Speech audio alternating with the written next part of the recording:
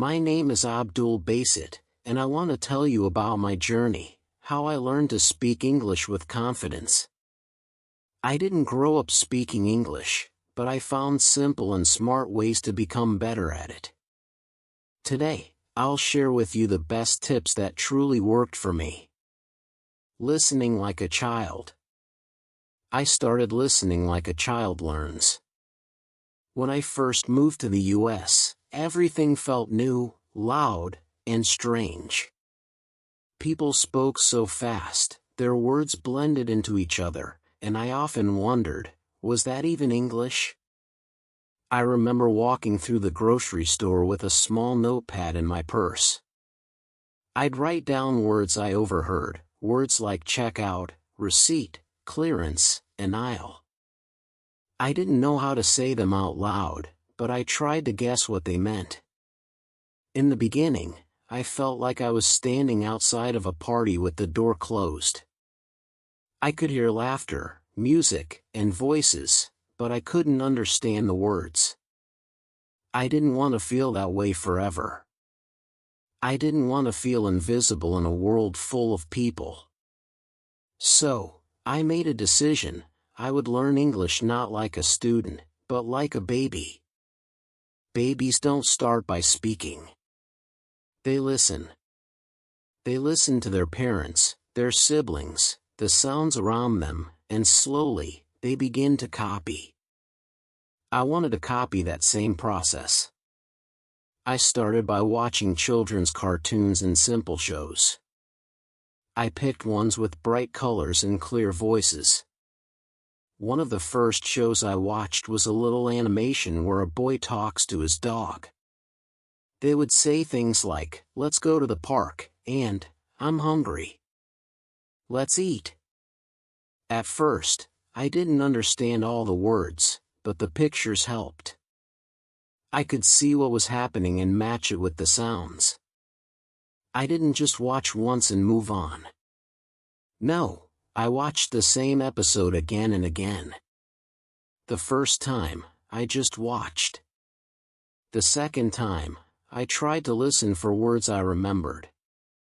The third time, I repeated the phrases out loud, like I was the character. Over time, those simple sentences stuck in my mind. I began to say them while cooking or cleaning. "Let's go. I'm tired. That's funny." It felt silly at first, like I was pretending, but that was the point. I was training my brain and ears. I also started watching YouTube channels made for people learning English. Some of them had slow speaking practice. Others showed daily conversations in coffee shops, bus stops, or doctors' offices. I would sit on my bed, press play, and listen with full attention. I didn't take notes, and I didn't stop the video every time I didn't understand. I just listened. I let the words wash over me like music in the background. The amazing thing is this, even when I didn't try to memorize anything, my brain was doing the work for me. I would hear the word appointment 10 times in 1 week, and suddenly I knew what it meant. I didn't need a dictionary. I didn't need to translate. I just knew. I took this habit into real life too. I stopped using my phone while waiting in line. Instead, I listened. At the coffee shop, I'd listen to how people ordered. They said things like, "Can I get a medium latte with oat milk?" or "I'll have a muffin to go." I repeated those phrases in my head. Sometimes, I whispered them softly just to practice the rhythm. In the library, I watched how people spoke to the staff. "Do you have any books about travel? Can I renew this?" These were real words from real people in real places. I didn't need a classroom. The whole city became my teacher. Soon, I noticed something exciting. I was starting to expect words. I could guess what someone was going to say before they finished the sentence. My ears were getting smarter. I no longer felt lost during group conversations. I might not have understood every single word, but I understood enough to follow the idea. That gave me a new kind of confidence. I stopped worrying about perfect English. I started focusing on real English, the kind that helps you live, laugh, and connect. I didn't need fancy grammar or big words. I needed connection, and listening gave me that. One memory I'll never forget happened at the laundromat. A woman beside me was talking to her son. She said, "Don't forget to fold your clothes." And the boy laughed and said, "You always say that." I smiled without even thinking. That small moment felt big to me because I understood it all. It wasn't a textbook sentence. It wasn't slow or perfect, but I understood. And I realized I was no longer outside that party. The door was opening. Speaking to myself. But understanding wasn't enough. I wanted to join the conversation. Listening had helped my brain, but now it was time to help my mouth. I needed to speak. I needed to hear my own voice saying the things I had been hearing from others. So, I made a promise to myself. I said, "Tomorrow, I will start speaking. Even if it's just to myself. Even if I make mistakes, I will speak." And that's exactly what I did. I spoke small sentences to myself every day. The night before I began speaking English aloud to myself, I sat on my bed and thought about everything I had heard that day: the woman at the laundromat, the boy teasing her, the quiet hum of conversations in the cafe, even the announcements on the bus. I had understood so much just by listening. That gave me hope. But understanding wasn't enough. I wanted to speak. I wanted the words I'd heard 100 times to come from my own mouth. I remember staring at myself in the mirror. I whispered, "Let's go to the store." It was quiet, shaky. My lips moved slowly, and I watched them carefully. Then I said it again, a little louder this time, "Let's go to the store." The words felt strange, like trying on new shoes that didn't quite fit yet. But something inside me said, "Keep going, Asia." That first morning, I turned my whole day into small sentences. It started in the kitchen. I opened the fridge and said, "I need eggs." I turned on the stove and said, "I'm cooking breakfast." I laughed at how odd it felt, like I was in a cooking show with no audience. But I didn't stop. As I ate my eggs, I said, "These are good." When I dropped my fork, I said, "Oops, that was loud." I was talking to myself like a child who had just learned how. And in a way, I had. I realized something powerful that day. When I spoke, even just to myself, I was no longer a silent observer. I was part of the language. Each sentence I said was a small victory. It didn't matter that no one heard it. I heard it, and that mattered most. The next day, I added more. As I brushed my teeth, I said, "Brush up, brush down."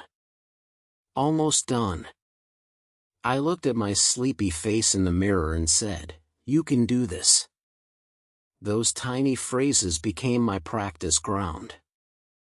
I didn't try to make perfect sentences. I just said what I was doing, feeling, seeing.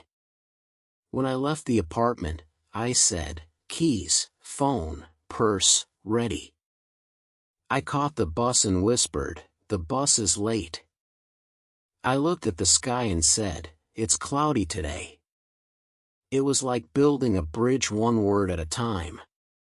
Every step, every thought had a sentence to go with it. I didn't always feel brave. Sometimes I thought, what if someone hears me? What if I sound silly?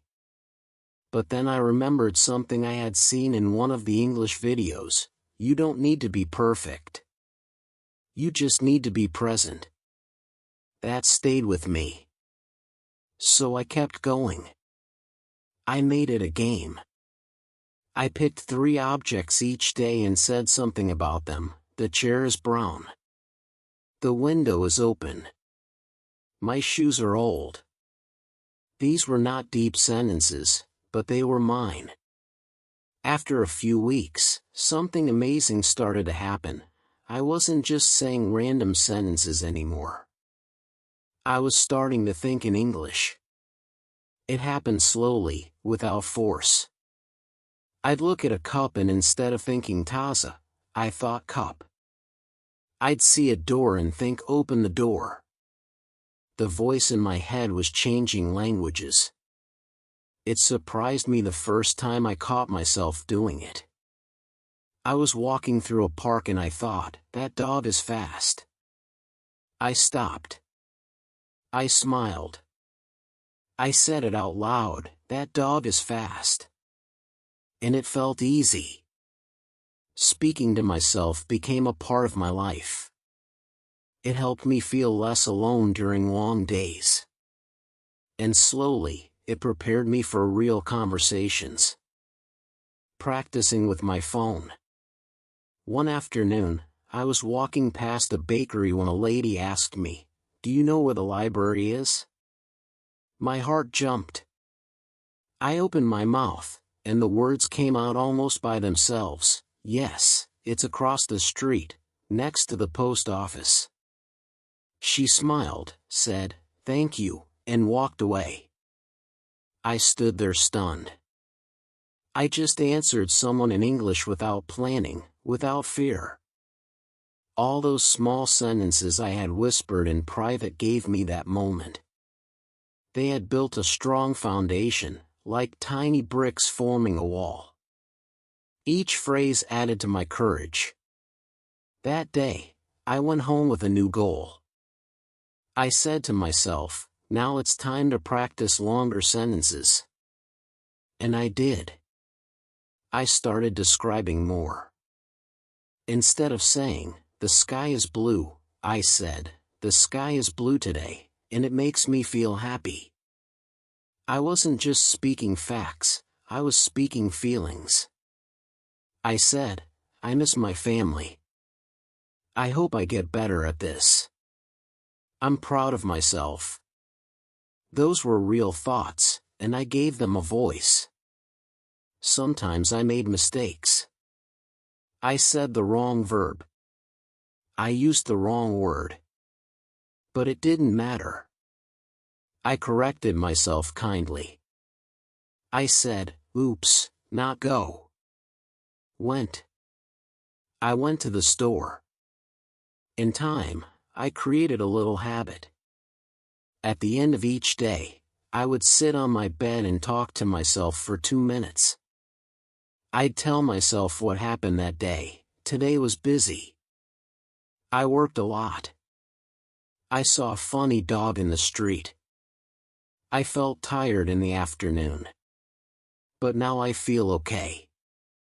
This bedtime routine felt like talking to a friend. It helped me review the day and see my progress. And the more I did it, the easier it became. Sometimes I recorded myself on my phone. I would talk about my day and then listen to it later. Hearing my own voice in English was strange at first, but helpful. I noticed the words I said clearly and the ones I stumbled on. One day, while listening to my own recording, I heard myself say, "I bought apples at the store," and the cashier smiled at me. My voice sounded calm. My English was natural. I wasn't translating, I was speaking. That's when I realized something beautiful. I wasn't waiting for the perfect moment to speak English anymore.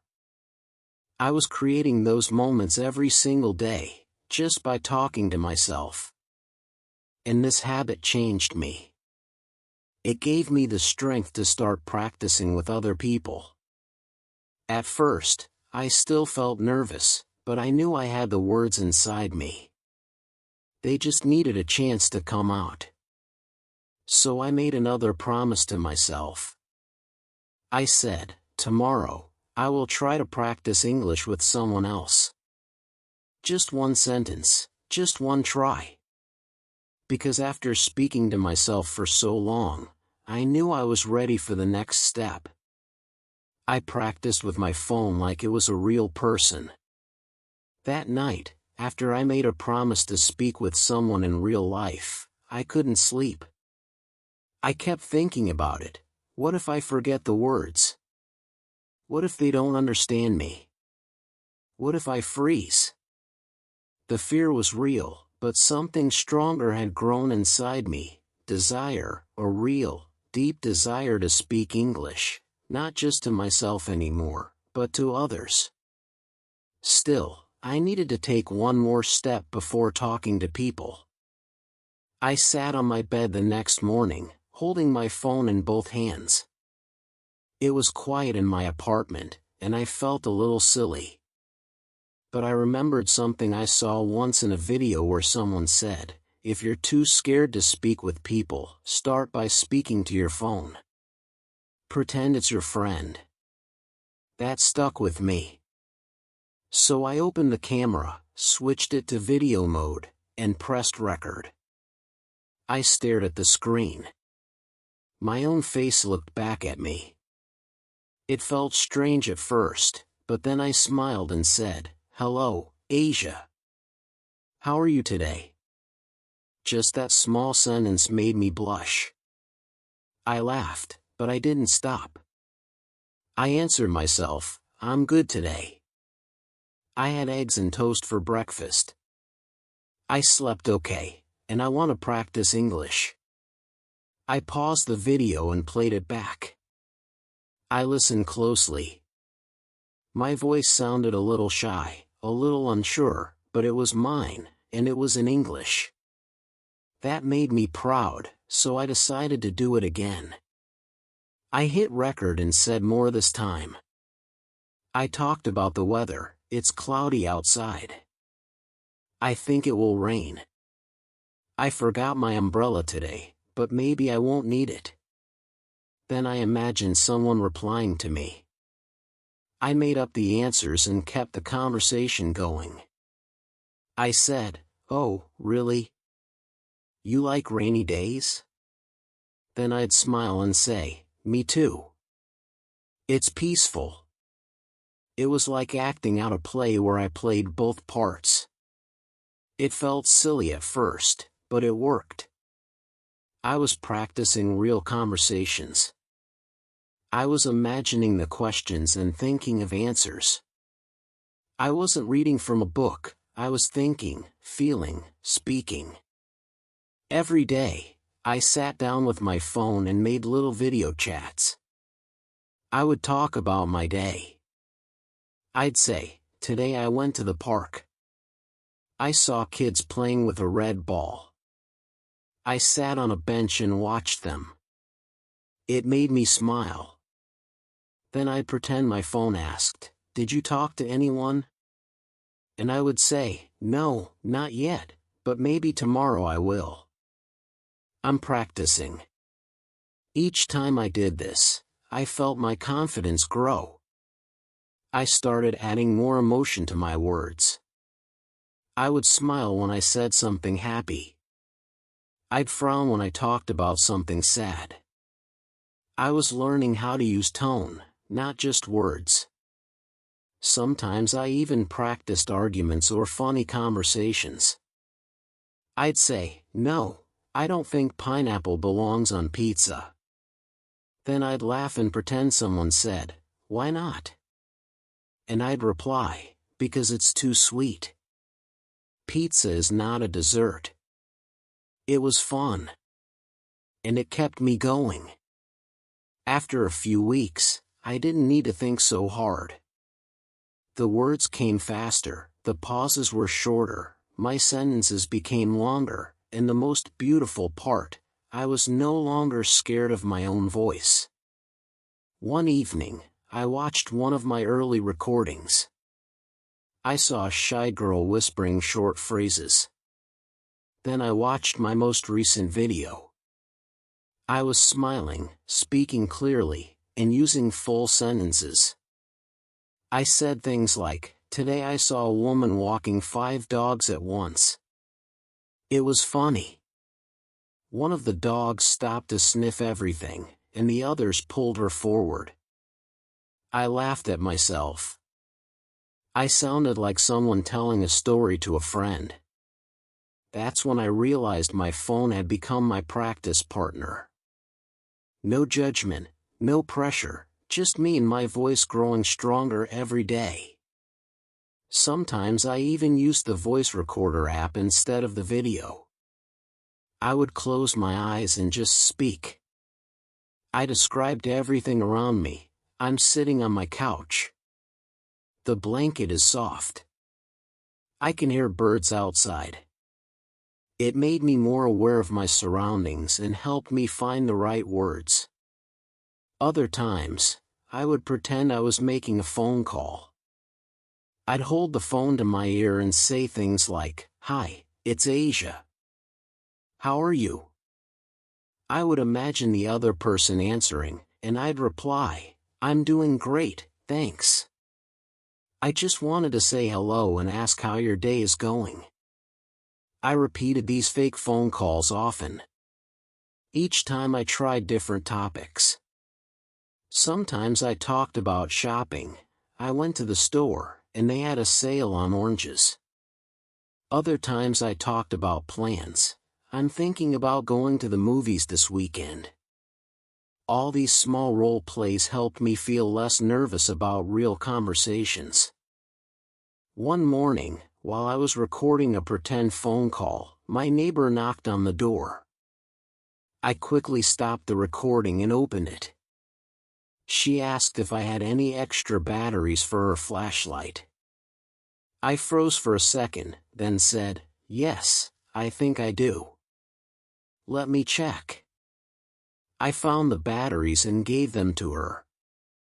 She smiled and said, "Thanks, Asia. You're always so helpful." And before I could stop myself, I replied, "No problem at all. I'm happy to help." She left, and I stood there smiling. That was a real conversation, and I didn't panic. All that practice with my phone had prepared me for moments like this. I felt strong. Later that day, I picked up my phone again. I pressed record and said, "Today I spoke to my neighbor." It was a short talk, but I did it. I'm proud of myself. And I meant every word. Stepping out of my comfort zone. As time passed, I started using different voices. I'd speak slowly one day, then faster the next. I practiced different moods: happy, sad, tired, excited. It helped me sound more natural. I also started reading aloud from books and recording it. I would pause after each sentence and explain what it meant, like I was teaching someone. It helped me understand the language better and made me feel like a teacher. One day, I watched a video of myself from a month ago and compared it to a new one.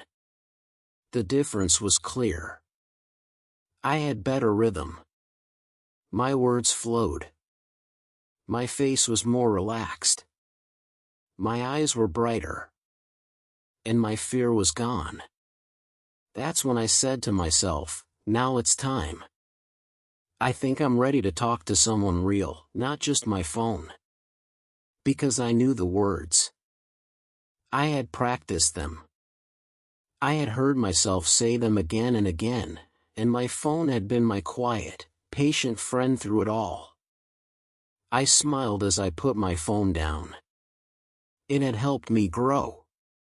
But now I was ready to step outside this safe little world. It was time to speak to a real person with real ears, a real voice, and real questions. And that moment became the beginning of something new. I made mistakes, but I kept talking. The morning I decided to speak with a real person, my heart was both excited and scared. I had been preparing for this moment for weeks.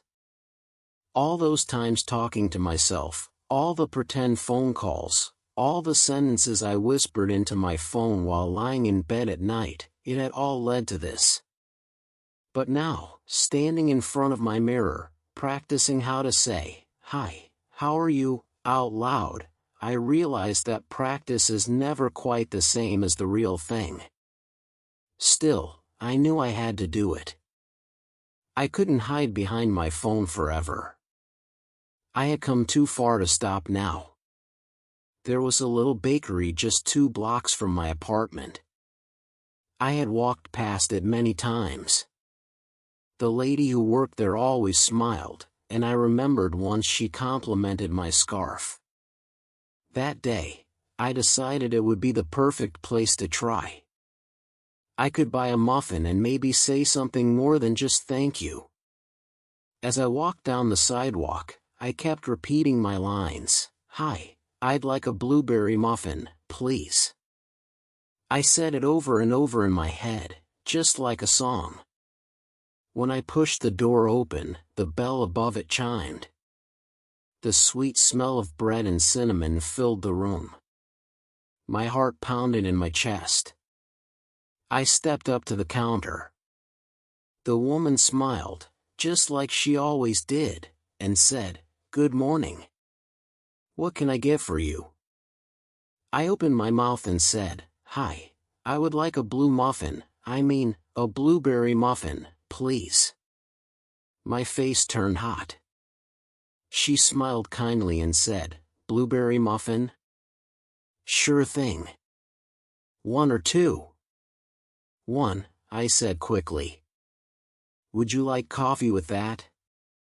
No, yes, coffee. Yes, please. She nodded and began to prepare my order. I stood there frozen, my hands sweating. I had mixed up my words. I said blue muffin. That wasn't right. And I almost said no to the coffee before saying yes. I felt like my nerves were louder than my words. When she gave me my muffin and coffee, I thanked her and left as quickly as I could. Outside, I sat on a bench and took a deep breath. I had made mistakes, small ones, but they felt big at that moment. My pronunciation wasn't perfect. My words got jumbled. I had trouble answering a simple question. But still, I did it. I spoke. I didn't run away. I didn't stop talking. That was something to be proud of. After I finished my muffin, I opened the voice recorder on my phone and spoke softly. Today I went to the bakery and ordered food. I made mistakes. I said blue muffin. And I got confused about the coffee. But I talked. I didn't stay silent. That's what matters. That became my new rule: mistakes are part of the journey. If I waited to be perfect, I would never speak. But if I accepted my mistakes, I would keep growing. From that day on, I made it my mission to talk to one new person every day. Even if it was just a short sentence, even if I got nervous, even if I made mistakes, I talked. I talked to the mailman when I checked the mailbox. I said, "Hello, how's your day?" Once I even asked him, "Do you like your job?" He smiled and said, "Most days, yes, except when it rains." We both laughed. I talked to the cashier at the grocery store. "I like your earrings. I said one time. She replied, "Thanks. My sister made them." That led to a short chat about handmade jewelry. I didn't understand every word, but I nodded, smiled, and said, "Wow, that's cool." And yes, I kept making mistakes. Sometimes I used the wrong verb. Sometimes I forgot a word and had to point to what I meant. Once I told a woman at the bus stop, "I am waiting the bus," and she gently corrected me, "Waiting for the bus." I laughed and said, "Yes, thank you. Waiting for the bus." The more I spoke, the more I realized people were kinder than I expected. No one laughed at me. No one made me feel stupid. In fact, most people smiled. Some even said, "Your English is really good." That made my day. But I knew they were just being kind. My English still had mistakes. My sentences weren't always smooth. My pronunciation wasn't perfect. But I didn't let that stop me anymore. Each time I made a mistake, I learned something new. Each time I spoke and got confused, I remembered the feeling and practiced it later. My little notebook became full of corrections. I would write down things like, "I am waiting for the bus." "I'd like some coffee, not a coffee." "How long have you lived here?" Not "How long are you living here?" Those mistakes became my teachers. I began to enjoy the process. I found beauty in imperfection. I wasn't chasing a perfect accent or flawless grammar anymore. I just wanted to connect. I wanted to be understood and to understand others. And slowly, that started to happen. One day at the park, a woman sitting on the next bench sneezed. I said, "Bless you." She smiled and said, "Thank you." Then, without thinking too much, I asked, "Do you come here a lot?" She said, "Yeah, I live nearby. I bring my dog here every morning." She pointed to a small brown dog sitting beside her. "He's cute," I said.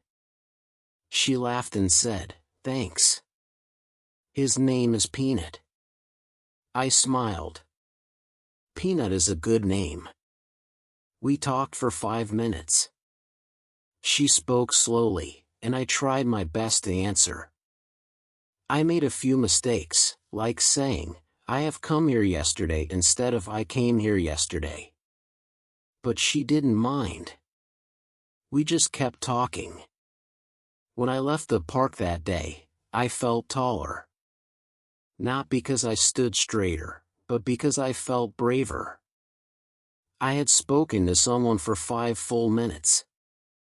I had made mistakes, but I hadn't quit. There was one moment that really changed me. I was at a community meeting just to listen, but the organizer asked if anyone wanted to introduce themselves. My heart raced. I raised my hand. "Hi," I said slowly. "My name is Asia. I live in the apartments near the school. I am learning English. So sorry if I say something wrong." A few people smiled and nodded. I like reading books. I want to make friends and speak more English. When I finished, people clapped.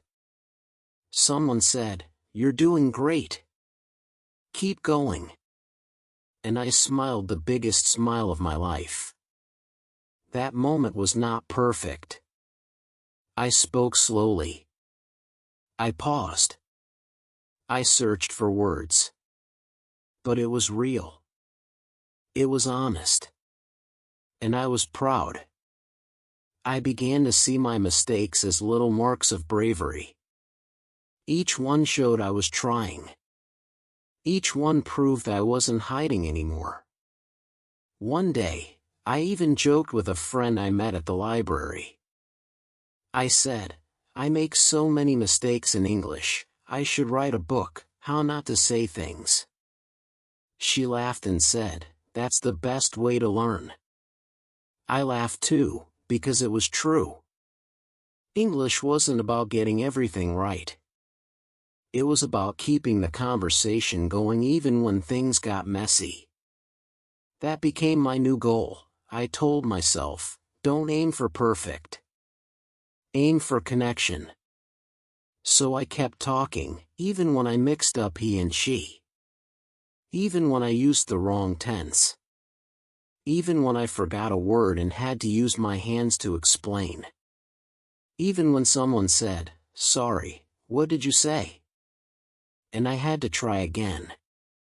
I didn't give up because I knew every word I spoke was another brick in the bridge I was building, a bridge between me and the world. And I was getting closer every day. Joining group conversations. I joined English conversations even when I was nervous. After those first small steps, talking to myself, using my phone, and even speaking with strangers, I felt like I was finally beginning to live in English. I was no longer hiding behind silence. Still, one big fear stayed with me, joining group conversations. It's one thing to speak one-on-one. It's another thing to speak in a group. People talk faster. They laugh at jokes you don't understand. They interrupt each other, use slang, and speak with accents. Just listening feels like running to catch a train that's already far ahead. I remember clearly the first time I tried. It was a Sunday afternoon. I had seen a flyer on the community board at the library. It said, English Conversation Circle, practice English in a fun group. It was happening in one of the library rooms, just down the hall from the children's section. I stood in front of the door for 5 full minutes, staring at the sign taped to the glass. My feet wanted to turn and walk away. I told myself, you're not ready, but another voice inside me whispered, you'll never feel ready. Go anyway. I took a deep breath, pushed the door open, and stepped inside. The room had a big round table and about 8 chairs. There were already 5 people sitting there. Some were flipping through handouts. Some were chatting. A kind woman stood near the front, organizing papers. She looked up and smiled when she saw me. Hi there. Are you here for the conversation circle? I nodded, my voice stuck in my throat. Welcome. I'm Jane. Just grab a seat anywhere. I sat down quietly, my hands shaking just a little. One woman next to me smiled and said hello. I smiled back but didn't say anything. I was listening to their words, their rhythm, their laughter. The leader, Jane, began the session. Let's all introduce ourselves. Just your name, where you're from, and one thing you like to do. I panicked inside. Why do we always have to start this way? Everyone began to speak one by one. My name is Jorge. I'm from Mexico, and I love cooking. I'm Lynn from Taiwan. I like drawing. Then it was my turn. I felt my voice shake. Hi, I'm Asia. I'm from Florida, and I like reading books. My sentence was simple, but I said it out loud in front of everyone. That was a win. The group continued with a topic, food in our countries. Jane guided the conversation with questions like, what's a popular dish in your home country? Or, do you cook at home? Some people answered confidently. Others, like me, gave short, careful answers. When it was my turn, I said. In my family, we eat rice and beans a lot. It is normal food for us. Jane smiled and nodded. Comfort food, that's nice. I wasn't sure what comfort food meant, but I smiled back. That first session, I barely spoke 10 sentences. I listened more than I talked. Sometimes I didn't understand what someone said, but I tried to pick up words I knew. When people laughed, I smiled even if I didn't get the joke. After the group ended, Jane handed out a paper that said, "Next week's topic, holidays around the world." I went home and started preparing. I read about how people describe holidays in English. I wrote little sentences like, on Christmas, we eat dinner together. We light candles. It is a happy time with family. All week I practiced those sentences. The next Sunday, I went back. This time, I wasn't as nervous. When Jane asked about holidays, I raised my hand. In my family, we celebrate with food. We cook big meals. My mom makes a special cake. I like this time because the house feels warm, happy. I paused, searching for words. Jane smiled. That's beautiful. I smiled too. Every week, I kept going back. Every week, I spoke a little more. And every week, I was nervous, but I went anyway. That's what mattered. I learned to accept the nervous feeling. It didn't mean I was weak. It meant I was doing something brave. It meant I cared. It meant I was pushing myself. I started joining other small groups too. One day, a girl from the library circle invited me to a coffee shop meetup. We meet every Saturday, she said, just a few of us. We talk about books, TV shows, whatever. The first time I went, I felt like I was back at the beginning again. Everyone was talking at once. They used phrases I didn't know, like, "That's a bummer," and "totally binge-watched it." I had no idea what binge-watched meant. But I kept listening. I kept smiling. I kept showing up. One time someone said, "What's your favorite show, Asia?" My heart jumped. I said, "I like crime shows, like people solving crimes." Someone asked, "Oh, like Law and Order?" I nodded. Yes, I like when the detective finds the truth. That started a small conversation. Someone said, "You'd love Mindhunter." I didn't know what it was, but I made a note to look it up later. Little by little, I joined more. I said yes to invitations, even when I was nervous. I joined a volunteer group at the local park.